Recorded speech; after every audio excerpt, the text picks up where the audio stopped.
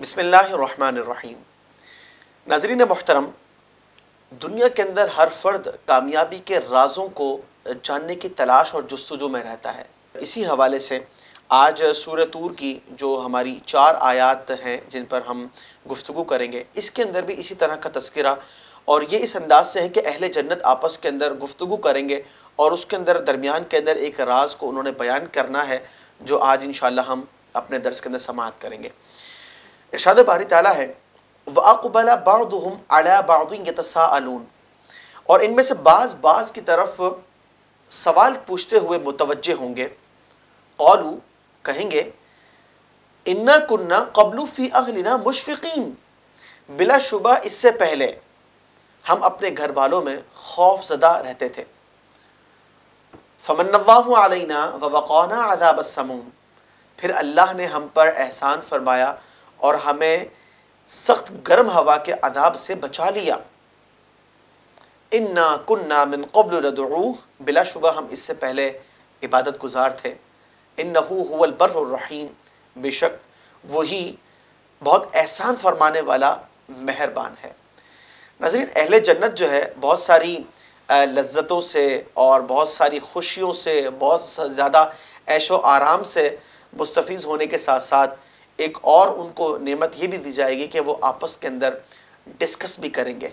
جس طرح بہت گہرے دوست جب کہیں کھانا کھاتے ہیں، اس کے بعد وہ بیٹھ کر کچھ تبادلہ خیال کرتے ہیں اور اپنی باتیں ایک دوسرے سے شیئر کرتے ہیں اور اس سے لطف اندوز ہوتے ہیں۔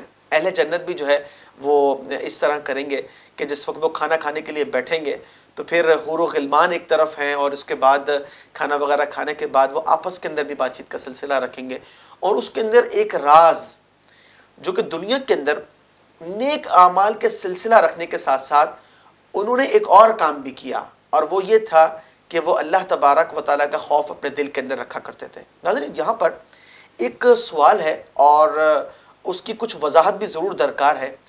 یہ کیوں ہے کہ ایک شخص اپنی زندگی کو بہترین انداز سے گزارے، ٹھیک ہے، اپنے طور پر وہ اپنی تمام تر کوششیں کرے اور کسی برائی کی طرف وہ مائل نہ ہو، اس طرح کی وہ زندگی گزارے، پاکیزہ زندگی۔ اس کے بعد شریعت مطہرہ نے اس کو اس حوالے سے بھی تلقین فرمائی کہ وہ اللہ کے خوف کو بھی اختیار کرے، اور نیک مومنین کا یہ طریقہ کار ہے کہ وہ خوف خدا اپنے دل کے اندر رکھتے ہیں۔ تو یہ دو چیزیں کیوں؟ یعنی جب زندگی گزارنے کا طریقہ کار بہت اچھا ہے تو پھر خوف تو ہونا ہی نہیں چاہیے، لیکن بات یہ ہے کہ یاد رکھیے کہ مومنین کے اوصاف میں سے ایک وصف یہ ہے کہ وہ خوف خدا سے متصف ہوتے ہیں۔ رسول مکرم صلی اللہ علیہ وسلم کی احادیث میں بھی ہمیں اس حوالے سے وضاحت ملتی ہے۔ ایک مرتبہ آپ علیہ السلام سے سوال کیا گیا، ترمذی شریف کی حدیث مبارکہ ہے کہ یا رسول اللہ صلی اللہ علیہ وسلم، یہ بتائیے دنیا میں وہ کون سے کام ایسے ہیں جن کی وجہ سے زیادہ اہل جنت میں داخل ہوں گے؟ آپ علیہ السلام نے 2 کاموں کا تذکرہ فرمایا، ایک اللہ کا خوف اور دوسرا حسن اخلاق۔ ناظرین، خوف خدا وہ کی ہے، وہ چابی ہے کہ جو زندگی کے معاملات کو بدل کر رکھ دیتی ہے۔ وجہ یہ ہے کہ جس دل کے اندر اللہ کا خوف ہو وہ عبادات کو اختیار کرے گا، وہ گناہوں سے اپنے آپ کو بچائے گا، وہ معاملات کو شریعت کے مطابق کرے گا، اور وہ اپنی پوری زندگی کا ہر کام رسول اللہ صلی اللہ علیہ وسلم کی سنت کے مطابق اختیار کرنے کی کوشش کرے گا۔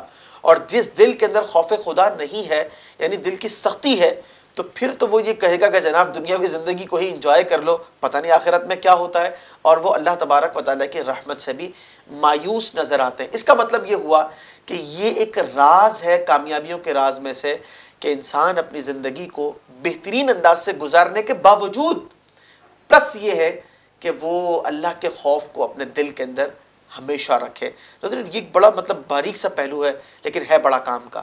پھر اس کے بعد آگے جو 2 آیات کے اندر فرمایا کہ مومنین جو ہے جنت میں اس طرح کی گفتگو کے بعد یہ کہیں گے کہ اللہ کا فضل، اس کا انعام، اس کا احسان کہ اس نے ہمیں عذاب سے بچا لیا۔ اور وہ عذاب کون سا؟ وہ عذاب ناظرین لو کا عذاب ہے۔ یاد رکھیے جہنم میں مختلف عذابات ہیں۔